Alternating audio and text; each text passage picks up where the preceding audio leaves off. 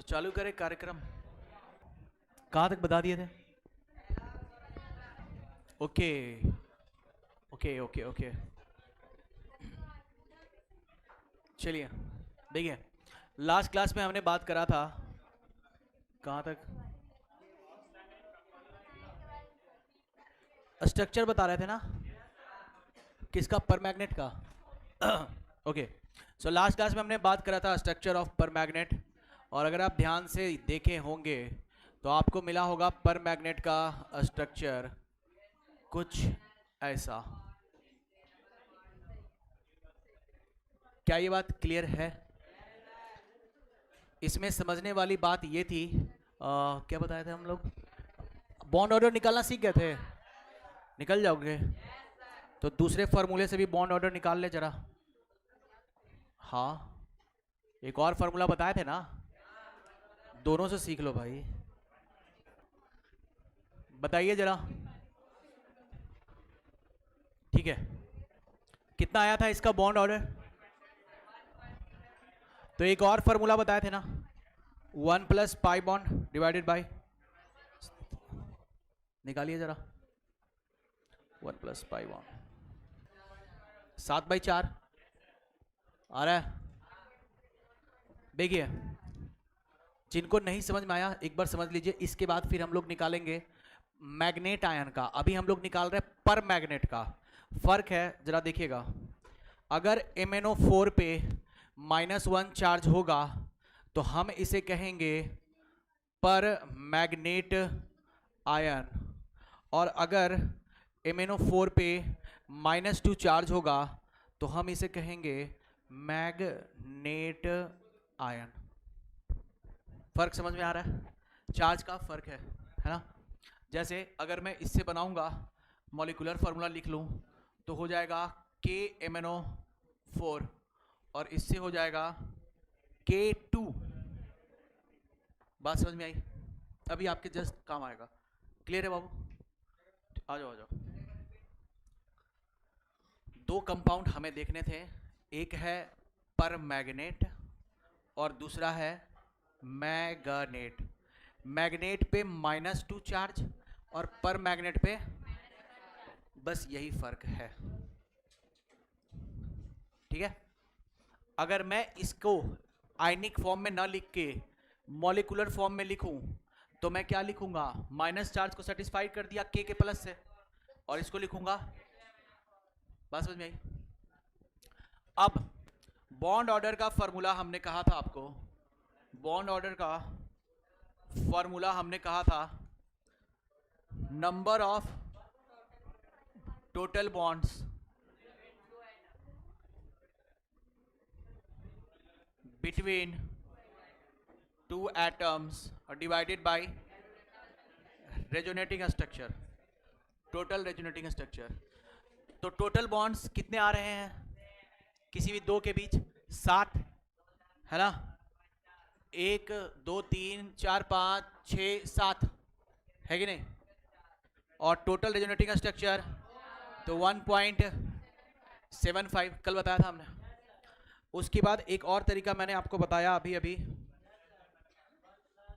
हाँ आगे बताते हैं। 1 plus number of pi bonds divided by, लेकिन ये सिर्फ एक ही में देखेंगे। हाँ, ओनली 1 RS, सिर्फ एक RS की जरूरत पड़ेगी हमें। ठीक है, तो जैसे कि अगर आप देखें एक RS में, तो यहां पर कितने सारे पाई बॉन्ड है और सिग्मा बॉन्ड कितने हैं? 4। सिग्मा बॉन्ड कितने? 4।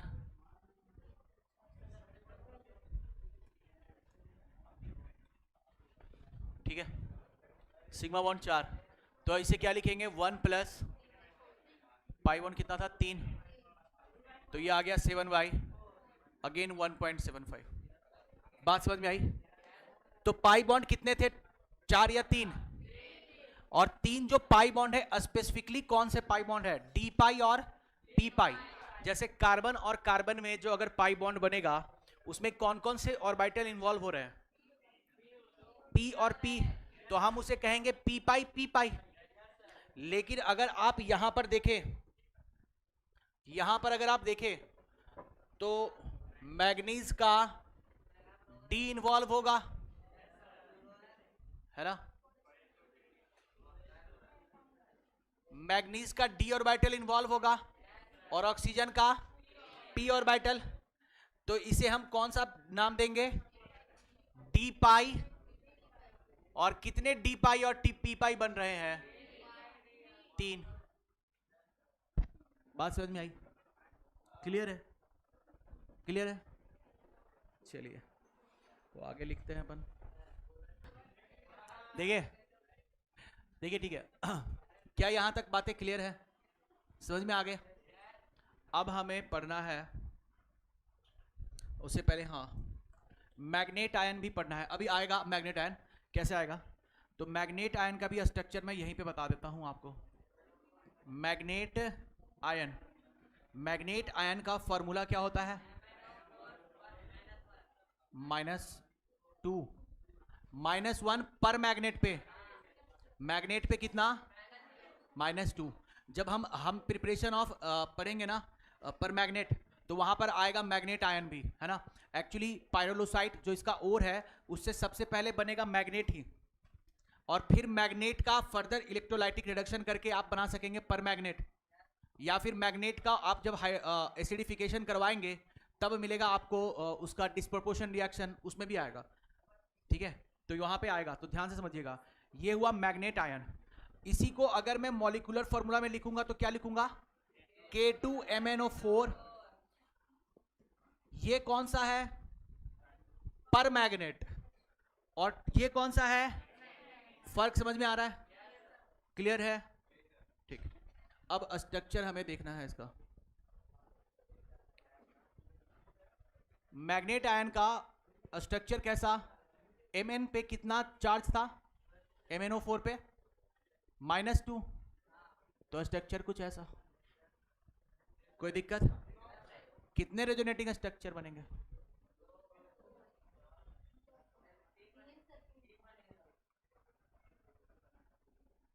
ठीक है,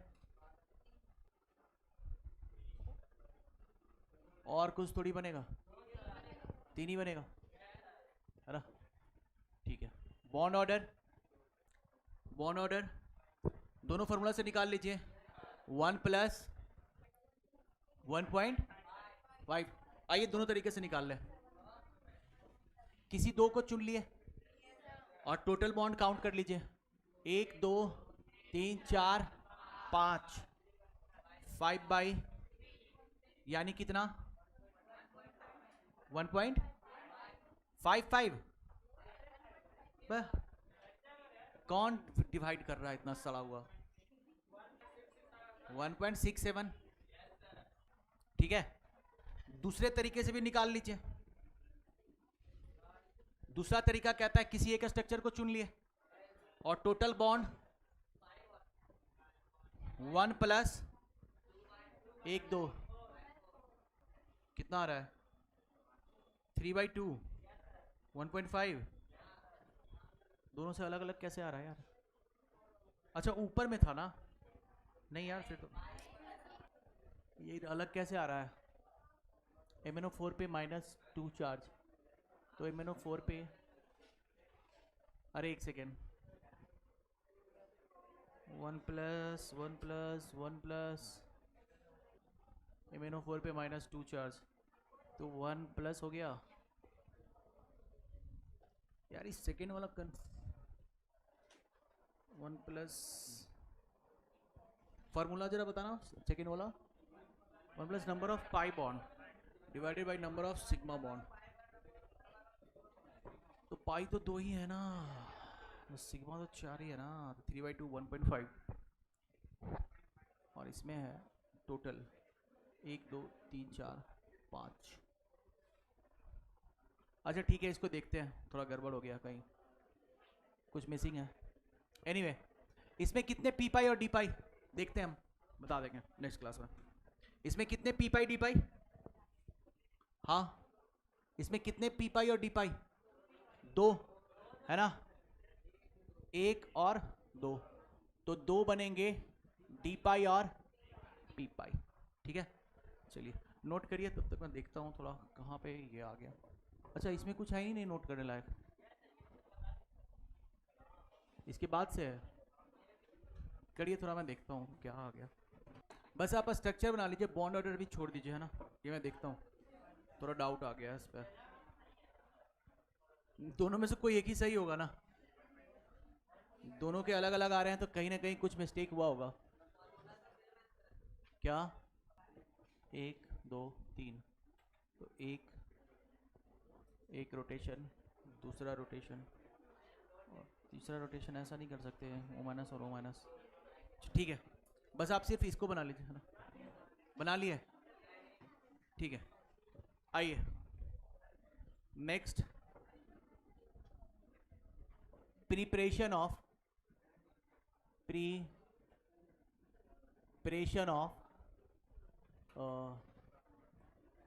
पोटेशियम पर मैग्नेट। सबसे पहला और इंपॉर्टेंट बात, इसका जो ओर है उसका नाम आपको याद रखना है, और वो है MnO2, जिसको आप कहते हैं पायरोल्यूसाइट। पायरोल्यूसाइट, ठीक है, ये अब डायरेक्टली आपको याद रखने हैं।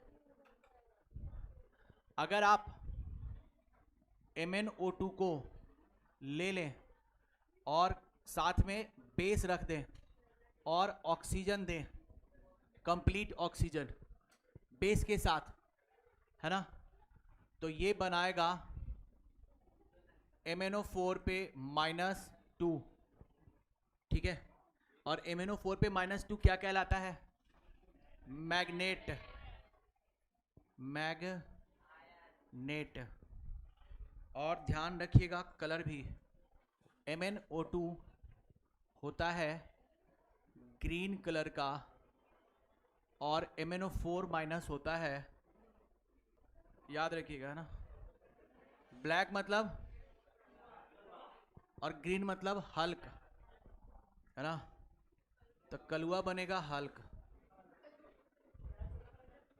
कलुआ बनेगा हल्क, ये ब्लैक कलर और ये ग्रीन कलर। क्या ऐसे बहुत सारे, अभी वो अब एफ ब्लॉक में देखोगे तो बहुत फनी है ना, एफ ब्लॉक में उसका निमोनिक से याद करने का हो गया क्या? अरे इसमें 2 ही तो लाइन था यार, हो गया ना, ठीक है, थोड़ा सा लिख लीजिएगा यहीं पे, ये जो ओर है ये याद रखिएगा, बहुत इंपॉर्टेंट है और ये पूछा हुआ है जेई में, है ना। When pyrolusite ore treated with base, base में ना आप रिएक्शन देखेंगे NOH और KOH, इसमें से किसी को भी ले सकते हैं, मैंने KOH लिया है क्योंकि NCERT में KOH है ना, बेस हम कोई सा भी ले सकते हैं। व्हेन पायरोलुसाइट और ट्रीटेड विथ बेस, बेस में NOH और KOH दोनों हो सकता है, मैंने यहां पर बाबू KOH लिखा है क्योंकि NCERT में भी KOH लिखा हुआ है, ठीक है। गिव्स, ये देता है कौन सा? Manganate ion. अब कलर दिमाग में जरूर रखिएगा, कलर से भी सवाल आता है, जैसे सवाल कभी कभी पूछ लेगा कि अगर ऐसा कौन सा ओर है जिसका ट्रीटमेंट हम बेस से कराएं और उस ओर का कलर ब्लैक है और ट्रीटमेंट के बाद ग्रीन बन जाएगा, तो इसीलिए ट्रिक याद रखिएगा, कलुआ बनेगा हल्क, है ना, कहां लिख, हाँ लिख देता हूं, ट्रिक, कलुआ बनेगा, कलुआ बनेगा हलवा, नहीं रे, हल्क, कलुआ बनेगा हल्क। अरे हल्क वो कैरेक्टर है, हल्क का कलर कैसा होता है? ग्रीन, है ना, हाँ हाँ हाँ, बॉडी बिल्डर वाला। कलुआ बनेगा हल्क, या अगर हल्क नहीं मालूम है तो दूसरा लिख लो नया। कोयला बनेगा घास, कोयला बनेगा घास। याद रखना है, दिमाग में कैसे भी रख लो, है ना। मतलब कोयला को जब आप क्या दे देंगे, बेस, और ऑक्सीजन में जला देंगे तो वो घास बन जाएगा।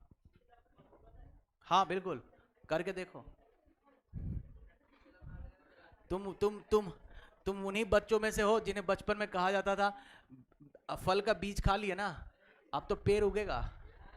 और तुम इंतजार करते थे कोई बात नहीं अब तो गुठली खाएंगे, आम का पेड़ होगा। अरे तुमको लगता है कि घास बनेगा? तो फिर आइए देखिए, व्हेन पायरोलुसाइड और treated with base it gives manganate ion. लेकिन हमें बनाना क्या है, हमें बनाना क्या है, पर मैग्नेट। तो मैग्नेट पे रुकेंगे क्या, नहीं रुकेंगे। अब आगे हम क्या करेंगे, manganate ion when treated with acid, या इसी को ऐसा लिखा होगा when magnet ion is acidified, when magnet ion is acidified। अब जरा ध्यान से सुनना, आवाज नहीं, अब जरा ध्यान से सुनिएगा। आपके डी और एफ ब्लॉक में एक सवाल आता है, एक्सप्लेन डिस्प्रोपोर्शन रिएक्शन, बोर्ड में पूछा जाता है। वहां पर डिस्प्रोपोर्शन रिएक्शन पूछने का मतलब ये नहीं है कि ये पुराना वाला रेडॉक्स चिपका दिए, वो एक्चुअली यही रिएक्शन पूछना चाहता है। क्यों? When manganate ion is acidified, मतलब मैग्नेट आयन को आप क्या रख देंगे, एसिड में। It shows disproportion reaction. ये कौन सा रिएक्शन शो करता है, डिस्प्रोपोर्शन रिएक्शन। और इसका रिएक्शन कुछ ऐसा होगा, आपने क्या लिया था, हल्क यानी मैग्नेट आयन, और फिर इसको आप क्या कर रहे हैं, एसिडिफाइड यानी एसिड का प्रेजेंस दे रहे हैं, H+ का प्रेजेंस दे रहे हैं। ये किसमें होगा कन्वर्ट, ध्यान रखिएगा, MnO4 माइनस में प्लस MnO2 में। क्या ये बात याद रहेगी? एकदम रहना चाहिए। यहां पे इसका ऑक्सीडेशन नंबर, और यहां पर, और यहां पर क्या आपको दिख रहा है, एक बार ऑक्सीडेशन और एक बार। तो इसी रिएक्शन में मतलब होता है, अगर कभी आपको बोर्ड के क्वेश्चन में दिखे कि एक्सप्लेन डिस्प्रोपोर्शन रिएक्शन, तो वो यही रिएक्शन पूछना चाह रहा है, डी और एफ का। ठीक है, क्लियर है? तो यहां पे आपको मिल गया। चलिए बस, अगर फिर भी आपके मन में डाउट आ रहा है सर KMnO4 तो नहीं आया, कुछ मत करिए, इसका सॉल्ट से ट्रीट कर दीजिए, इसको रिएक्ट करा दीजिए, इसी के सॉल्ट से बन जाएगा। और KMnO4 किस कलर का, याद रखिएगा, हल्क बन जाएगा। अब लड़की, कलुआ बनेगा हल्क, और हल्क बनेगा, चलिए नोट करिए, क्या हो गया, डिस, अरे ठीक है यार, इग्नोर इट। बात समझ में आई? तो जरा बताए कैसे कैसे प्रिपेयर होगा। सबसे पहले क्या उठाइएगा, कलुआ यानी कि पायरोलुसाइट, है ना। पायरोलुसाइट का फार्मूला MnO2। देखिए बाकी किसी का और होगा ना तो उसमें दिख जाएगा, नाम से क्लियर हो जाएगा, है ना। लेकिन इस और के नाम से क्लियर नहीं होगा कि किसका है। तो ये मैग्नीज का और है, तो ध्यान रखिएगा, ठीक है। इसका नाम, पायरोलुसाइट को किससे ट्रीट कराएंगे, पायरोलुसाइट को किससे ट्रीट कराएंगे, सबसे पहले क्या लेंगे, पायरोलुसाइट। पायरोलुसाइट को किससे ट्रीट कराएंगे, बेस से, और ऑक्सीजन देंगे फुल, है ना, मतलब कंप्लीट कंबशन होना चाहिए। वो किस में कन्वर्ट होगा, मैग्नेट में, और मैग्नेट फिर किस में कन्वर्ट होगा, पर मैग्नेट में। और मैग्नेट से पर मैग्नेटिक कब कन्वर्ट होगा, जब आप उसको एसिड से रिएक्ट कराएंगे तो मैग्नेट आयन क्या शो करेगा, डिस्प्रोपोर्शन रिएक्शन। बोलिए बात समझ में आई, क्लियर है? चलिए हो गया। एक और तरीका भी है हमारे पास, और वो है इलेक्ट्रोलाइटिक रिडक्शन। अगर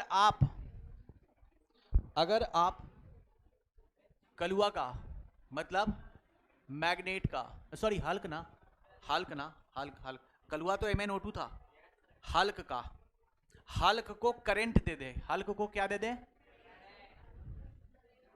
यानी कि आप इसका इलेक्ट्रोलाइटिक रिडक्शन करा दे। MnO4 माइनस में 6 प्लस 7 इलेक्ट्रोलाइटिक ऑक्सीडेशन करा दे, ऑक्सीडेशन, इलेक्ट्रोलाइटिक ऑक्सीडेशन करा दे, ये कन्वर्ट हो जाएगा MnO4 माइनस में। ठीक है, ये सेकेंड तरीका है। मतलब आप मैग्नेट को करंट जब आप पास करेंगे तो किस में कन्वर्ट हो जाएगा, पर मैग्नेट में, है ना। मैग्नेट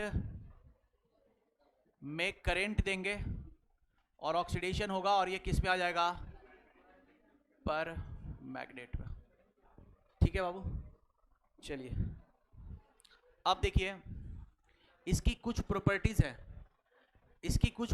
है, उस प्रॉपर्टी को आपको 10-12 रिएक्शन है, वो 12 रिएक्शन आपको याद रखने होंगे, उसमें कोई दिमाग नहीं लगाना है, कोई रॉकेट साइंस नहीं है, मैं आपकी मदद कर सकता हूं थोड़ी सी। देखिए आप याद रखेंगे बैन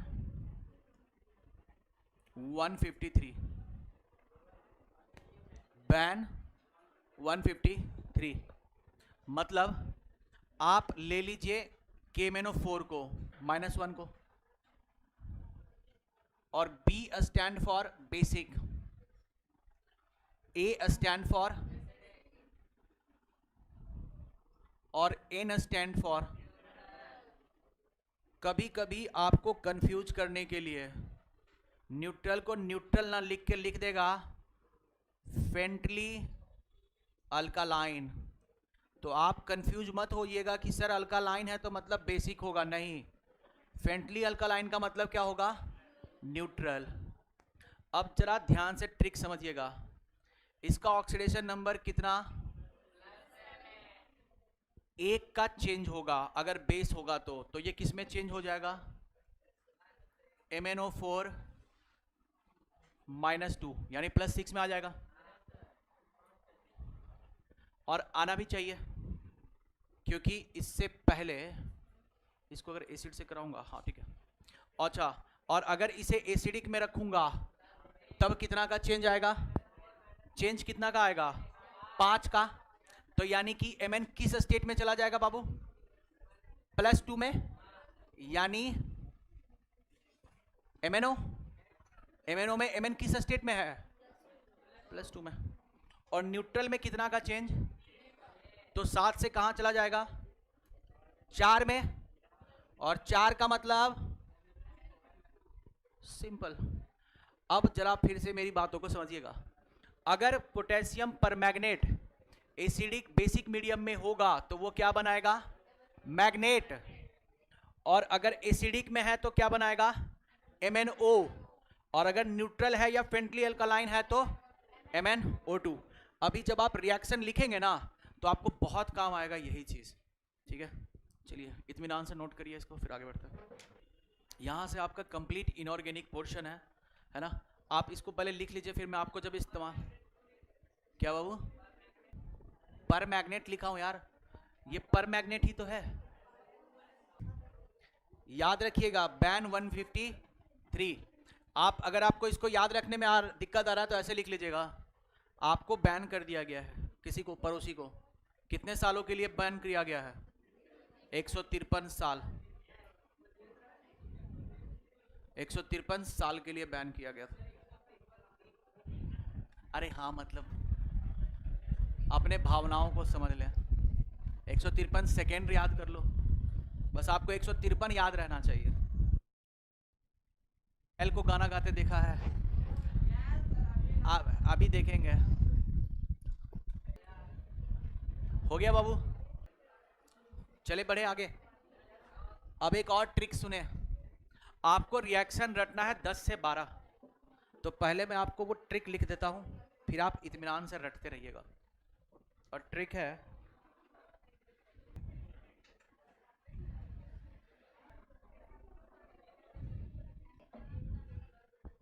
देखिए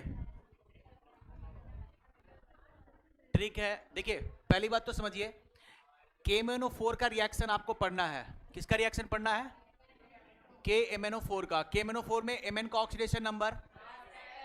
अब अगर Mn खुद को चाहे कि हम फर्दर ऑक्सीडाइज हो जाएं, मतलब +7 से +8 +9 चले जाएं, क्या ये पॉसिबल है? यानी ये खुद का ऑक्सीडेशन नहीं कर सकता, तो खुद का क्या करेगा? और खुद का रिडक्शन करेगा, तो ये कैसा है? Oxidising agent. खुद का रिडक्शन मतलब ऑक्सीडाइजिंग एजेंट। और ये कौन सा है? बहुत ही बेहतरीन और स्ट्रॉन्ग ऑक्सीडाइजिंग एजेंट है। मतलब देखिए, एजेंट का मतलब क्या हुआ एग्जैक्टली वर्ड्स में, है ना? थोड़ा मीनिंग को समझिएगा, ज्यादा हंसी मजाक मत करिएगा। एजेंट का मतलब हुआ दलाल। बात को समझना। वो अब जैसे मान लो कि कोई LIC का एजेंट है, तो वो दूसरों का LIC कर रहा होगा ना? क्या जरूरी है कि उसका खुद का LIC हो? तो आप वैसा ही समझिए, ऑक्सीडाइजिंग एजेंट है तो ये दूसरा का ऑक्सीडेशन करेगा ना, तो खुद का क्या करेगा? तो आप देखिए I- में इसका ऑक्सीडेशन नंबर, और ये कर रहा है ना ऑक्सीडेशन। ऑक्सलेट में होता है सिंबल C2O4 -2, इसे कहते हैं आप ऑक्सलेट आयन। C2O4 -2 इसको आप कहते हैं ऑक्सलेट आयन। मैं साइड में कहीं पे लिख दूंगा इसे, है ना, क्योंकि इस तरफ मुझे ट्रिक लिखना है। ठीक है, लिख लेते हैं, आ रहा है। और फिर देखिए आयरन का भी ऑक्सीडेशन हो रहा है ना, इसका भी ऑक्सीडेशन हो रहा है, यहां पर नाइट्रोजन का भी ऑक्सीडेशन हो रहा है, और यहां पर सल्फर का भी, और यहां पर टीन का भी। सबका क्या होगा? ऑक्सीडेशन ही होगा। क्या ये बात क्लियर है? यानी कि अगर आपका I- हो और साथ में KMnO4 हो, तो I- किस में कन्वर्ट होगा? ऑक्सीलेटो किस में कन्वर्ट होगा? Fe+2 किस में कन्वर्ट होगा? H2- किस में कन्वर्ट होगा? बात समझ में आ गई? अब हमें ये याद रखना पड़ेगा, तो इसके लिए एक ऑक्स फिर से नया सॉन्ग सुनाओ, है ना? एक ऑक्स फिर से नया सॉन्ग सुनाओ। बात समझ में आई? अब कुछ बोनस बात, ऑक्सलेट आयन जिसे कहते हैं वो है C2O4 पे -2 चार्ज वाला। ठीक है, यानी C2O4 पे -2 को अगर हम KMnO4 से ट्रीट कराएंगे तो वो क्या देगा? CO2, है ना? अगर आपको लग रहा है कि सर ये कैसे आएगा, तो आइए इसको भी दिला देते हैं। COO क्या ऐसा लिख सकता हूं मैं? और अगर इसके जीवन से मैं H हटा दूं, अगर इसके जीवन से मैं, तो दोनों पे माइनस माइनस चार्ज आ जाएगा। आ गया C2O4 पे -2। देखो जरा, C2O4 पे -2 चार्ज आ गया ना, है ना? ठीक है, और ये कौन सा इलेक्ट्रॉन रिच है ना, तो ये लिगेंड होगा। आगे आप पढ़ेंगे कोऑर्डिनेशन केमिस्ट्री में। चलिए, ये समझ में आ गया ऑक्सीलेट आयन। अब एक बात और समझ लीजिएगा, बोनस कुछ मेरे तरफ से, ये NCERT में है, बोनस एक्स्ट्रा है हमारा। HCl मिल जाए, HBr मिल जाए, HI मिल जाए, कन्वर्ट किस में होगा? Cl2 में, कन्वर्ट होगा Br2 में, और कन्वर्ट होगा I2 में। ठीक है, एक और कन्वर्जन याद रखिएगा, पूछा हुआ एग्जाम में, HASO4O3, ये कन्वर्ट होगा HASO4। ये आर्सेनिक है बाबू, ध्यान रखना। ध्यान से अगर आप देखिएगा तो आर्सेनिक का ऑक्सीडेशन स्टेट यहाँ पे +5 और यहाँ पे, है ना? ये पूछा हुआ सवाल है JEE का। ठीक है, तो ये 2-3 बोनस है मेरे साइड से, बाकी इसके पहले वाला NCERT में है। चलिए नोट कर लीजिए। ये अलग बात है कि थोड़ा स्टैंडर्ड मजदूर है, मगर है तो मजदूर ही।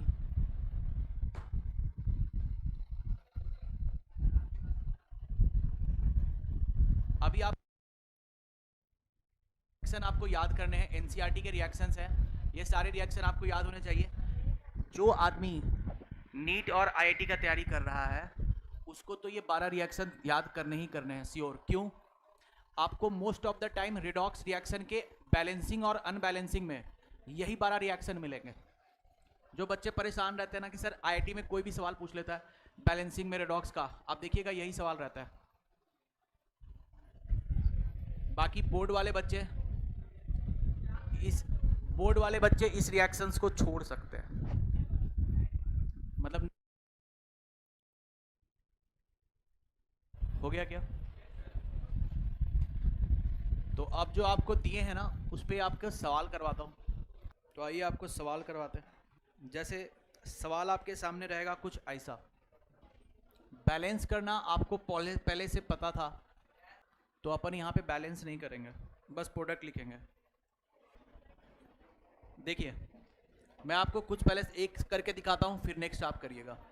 हमें बाबू इस टाइप का रिएक्शन दिया हुआ होगा और प्रोडक्ट बताना है ना? तो कितना भी रटिएगा तो बहुत दिक्कत आएगी। अब मैंने आपको एक ट्रिक बताया था, MnO4 एसिडिक मीडियम में कहाँ जाएगा? MnO4 बैन कितना था? 153, यानी ये +7 से कहाँ जाएगा? +2, 5 का अंतर होगा। इन फैक्टर रटवाया है मैंने आपको, चेंज रटवाया है। बैन 153 तो 5 का चेंज होगा, तो 7 से कहां चला जाएगा? 2, यानी Mn का बन जाएगा और I माइनस किस में कन्वर्ट होगा? एक ऑक्स बन गया। एक बार फिर से आप है। अब इसी Mn+2 को कभी कभी +2 लिखा रहेगा या MnO लिख देगा, हो गया, बन गया रिएक्शन। वाटर तो लिबरेट होगा ही, बैलेंस करिएगा तो, है ना, क्योंकि आयनिक रिएक्शन है। क्या ये बात आप समझ में आई? बोलो भाई। तो जरा बताइए इसका। हाँ बिल्कुल सही, Mn+2 बिल्कुल सही। नेक्स्ट। अच्छा ध्यान रखिएगा, मीडियम पहचान रहे हैं यहां से, ये बाबू CO2 बन जाएगा और उसका बिल्कुल सही, और प्लस वाटर में लिबरेट होगा। बात समझ में आई? आ गया ना प्रोडक्ट लिखना? तो आपको इस तरीके से 12 रिएक्शंस दे रखा है एनसीईआरटी में, तो आपको सब रटने की जरूरत नहीं है, बस आप निमोनिक्स रट लीजिए, काम तमाम। ठीक है, और कर लें 2-4। आइए लिखिए, फिर नेक्स्ट करते हैं। पहले तो फिलहाल इसको लिखो, हो गया? तो आइए 2-4 सवाल और देता हूं आपको, ताकि आपके कॉन्फिडेंस का बूस्टअप रहे, आपको कॉन्फिडेंस की कमी ना हो। चलिए बताइए जरा।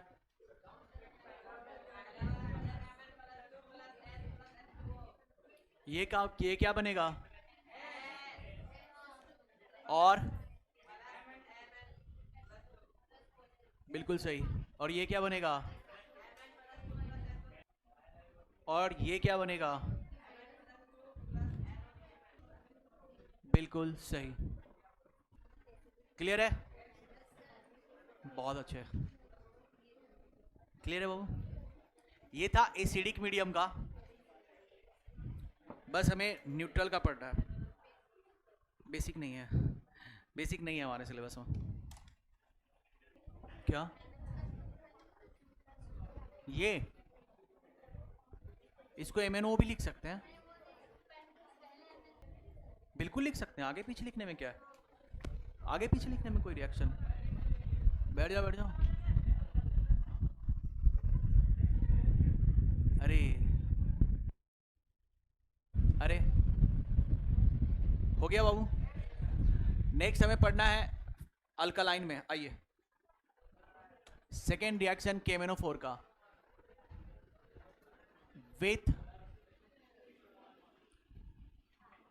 न्यूट्रल, और इसे क्या बोलते हैं? और फेंटली अल्कालाइन। ध्यान रखिएगा, आई चेंज होगा आयोडेट में,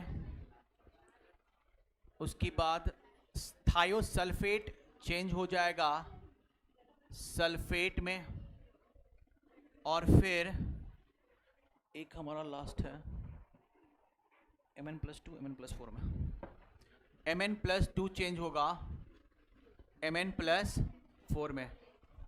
इसको याद रखने का तरीका,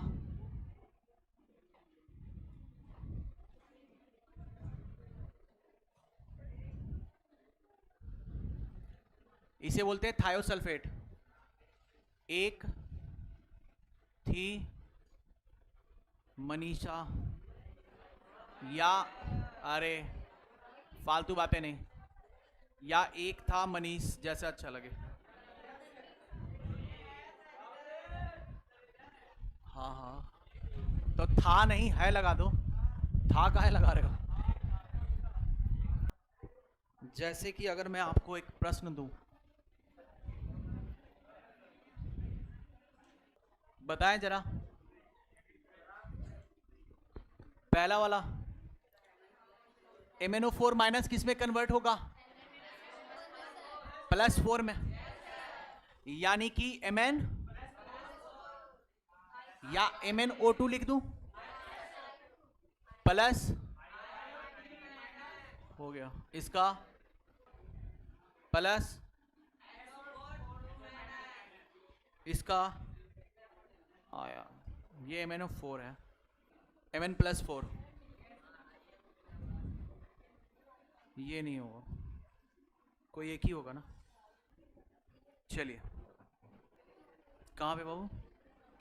हाँ हाँ, तो ये Mn+2 है ना, तो Mn+4 में चेंज हो रहा है ना, तो यहाँ पर भी Mn+2 जो है ना, ये Mn+4 में चेंज हो रहा है। और क्या? अच्छा अच्छा अच्छा, ठीक है, हो गया क्या? हाँ, दोनों का तो Mn+4 ही बन रहा है ना, तो दोनों के लिए दो आयन थोड़ी लिखेंगे, एक ही लिखेंगे, कॉमन आयन। हाँ, अरे कॉमन आयन बनेगा ना, MnO4 माइनस से भी Mn+4, और Mn+2 भी कन्वर्ट होगा Mn+4 में, तो एक ही लिखेंगे ना। बिल्कुल लिख सकते हैं MnO, नहीं क्यों लिखेंगे, एक ही आयन है ना। Mn+4 में अगर है, या तो सिर्फ MnO2 लिखो, या तो सिर्फ Mn+4। क्या ये बातें समझ में आ गई? क्लियर है?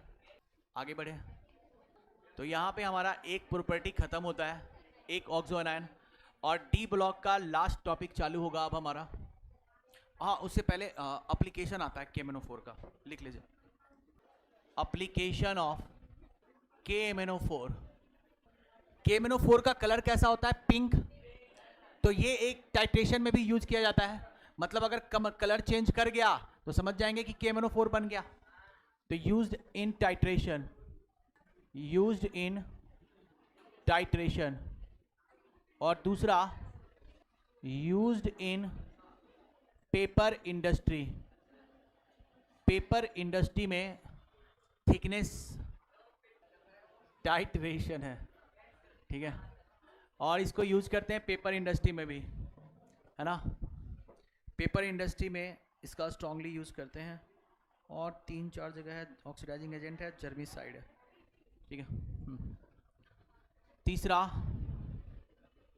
Used in germicide. जर्मिसाइड समझते हैं ना, कीटाणुओं को मारने में, है ना। तो आप देखेंगे बहुत सारा दवाई का कलर KMnO4 लाल, होम्योपैथी में एक लाल दवाई मिलती है ना, नाम सुना होगा आपने, जो घाव वाव पे लगाते हैं, यही तो है, यही रहता है। हाँ, लाल दवाई होती है एक, हाँ चोट वोट लगता है तो वहाँ पे लगाते हैं, वो यही है। चौथा, हाँ सही बात है, अल्ता जैसा रहता, टाइट्रेशन, पेपर इंडस्ट्री, जर्मिसाइड, हाँ, used as a strong oxidising agent, strong oxidising agent की तरह भी यूज होता है। इसी के साथ हमारा KMnO4 समाप्त होता है, और अब चालू करेंगे K2Cr2O7, फिर हमारा डी ब्लॉक खत्म हो गया। तो कल आज डी खत्म हो जाएगा, कल एफ 2 दिन लगेगा, उसके बाद डी और एफ खत्म। इस बार क्या कैलकुलेशन बैठाए हो गया? क्लियर है? बढ़े आगे? ओके, नेक्स्ट लिखिए हमारा। नेक्स्ट है बाबू, हमें पढ़ना है K2Cr2, जिसको आप नाम से क्या बोलते हैं? पोटेशियम डाई क्रोमेट, है ना। और इसका मेन यूज कहाँ पे होता है? क्या आपने पटाखे फोड़े हैं? बस। हाँ हाँ, पटाखा और बम में कोई फर्क नहीं है फिलहाल। तो इधर देखिए, तो पोटेशियम डाइक्रोमेट का कलर होता है ऑरेंज। तो जहां कहीं भी पटाखे में आपको ऑरेंज कलर दिखे, समझ जाइए पोटेशियम डाइक्रोमेट भर भर के यूज हुआ है। ठीक है, तो अब हमें सबसे पहले सीखना है पोटेशियम डाइक्रोमेट का फॉर्मेशन, जो थोड़ा सा रट्टा मार चीज़ है। तो आइए आपको पहले रट्टा करवाएं। पोटेशियम डाइक्रोमेट, हाँ, छोटा दिख रहा है क्या? और बड़ा नहीं लिख सकते यार। अब ठीक है, क्लियर है यहाँ तक? देखिए इसका कुछ प्रोसीजर है, वो नॉर्मली आपको रटना है, इसमें हमारा कोई योगदान नहीं होगा। लिख लीजिएगा, वेन क्रोमाइट और, वेन लिखते चले, मैं बोलते भी चलता हूँ, वेन क्रोमाइट और that is Fe2Cr2O4 is fused with, fuse का मतलब होता है मिलाना, पोटेशियम और sodium carbonate, that is K2CO3 और Na2CO3, it produces sodium chromate,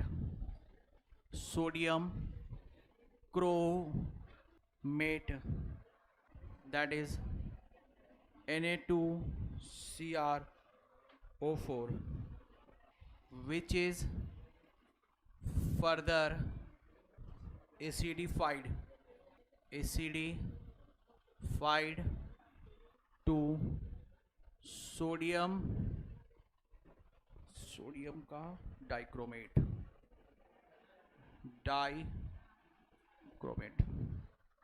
ठीक है, इतना नोट करें फिर आगे बढ़ते हैं।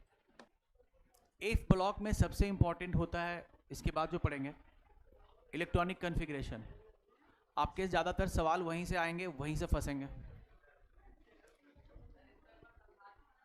आ रहे समझा रहे, पहले एक बार लिख लूँ, क्योंकि नेक्स्ट पेज में जब समझा दूंगा मैं आपको, बस आप एक बार लिख लें। अभी हो गया क्या? ओके, अब बना हमारा sodium dichromate, and when sodium dichromate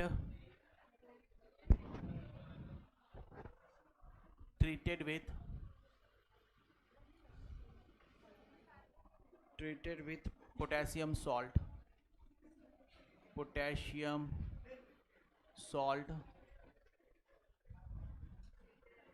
gives potassium dichromate।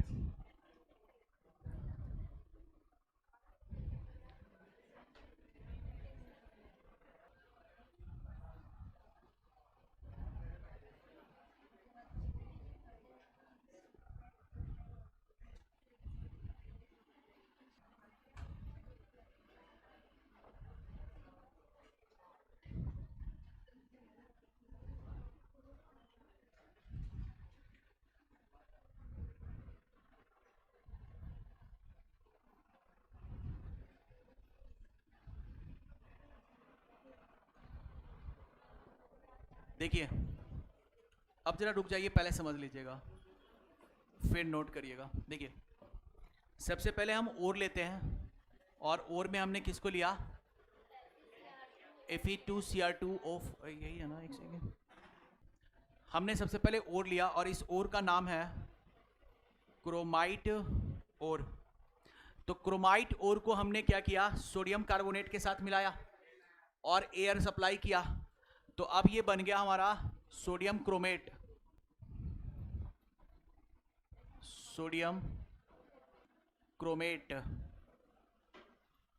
CrO4 वाला जो होता है ये क्रोमेट कहलाता है, और Cr2O4 वाला और Cr2O7 वाला कहलाता है सोडियम डाई क्रोमेट।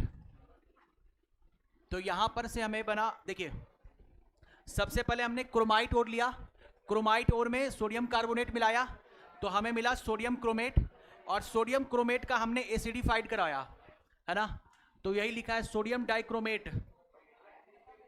सोडियम, अच्छा हाँ, फिर यहां से हमें मिला सोडियम डाइक्रोमेट, और जब सोडियम डाइक्रोमेट को किससे ट्रीट करेंगे, पोटेशियम सॉल्ट यानी KCl से, तो अब ये सोडियम को रिप्लेस कर देगा और ये बन जाएगा K2Cr2O7।